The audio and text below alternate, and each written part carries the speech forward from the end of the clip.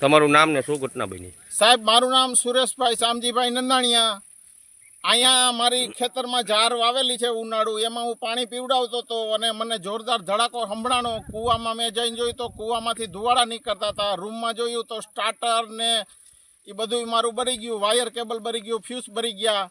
અને પછી આ થાંભલામાં તીખારા થતા અને વાયર બધા નીચે પડ્યા છે. અને અમે ઉનાળામાં 250 રૂપિયામાં મજૂરીએ બપોર સુધી જતા હોય. હવે શેઠ આવીને મને એમ કે તે મોટર બહાર નાખી તો મારે શેઠને શું જવાબ દેવો?